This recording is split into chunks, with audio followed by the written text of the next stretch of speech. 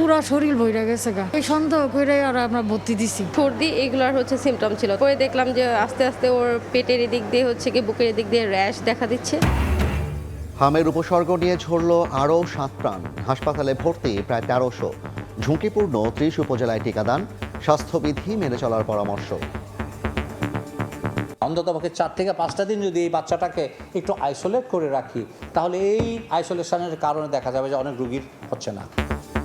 প্রাদুর্ভাবের জন্য দায়ী আওয়ামী লীগ ও অন্তর্বর্তী সরকার, প্রধানমন্ত্রীর বিচক্ষণতায় দ্রুত পদক্ষেপ। ফ্যাসিস্ট সরকার এবং জাস্ট ইমিডিয়েট পাস যে গভর্নমেন্ট গিয়েছে, ওদের ভুল ব্যবস্থাপনা এবং ব্যর্থতার কারণে বর্তমানে হামের প্রাদুর্ভাব বৃদ্ধি পেয়েছে। দেখছিলেন প্রধান শিরোনাম। সন্ধ্যার সময় সঙ্গে আছি আমি জাফর সাদিক। এবার অন্যান্য শীর্ষ সংবাদ।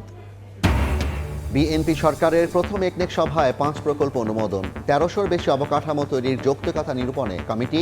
অর্থের অপচয় ঠেকাতে যাচাই বাছাইয়ে জোর। ভারতের সঙ্গে নতুন ধরনের সম্পর্ক চায় বাংলাদেশ। প্রধানমন্ত্রীর সঙ্গে হাই কমিশনারের সাক্ষাৎ। কাল দিল্লি যাচ্ছেন পররাষ্ট্রমন্ত্রী।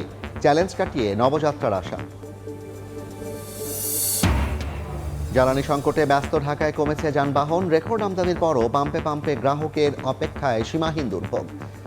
তেল না পেয়ে বিভিন্ন স্থানে হাতাহাতি। এবং সাময়িক যুদ্ধবিরতির প্রস্তাব নাকচ ইরানের। হরমুজ প্রণালী খুলে না দেওয়ার ঘোষণা। তেহরানের হামলায় নিহত 4 ইসরায়েলি। পাল্টা আক্রমণে নিহত আইআরজিসির গোয়েন্দা প্রধান।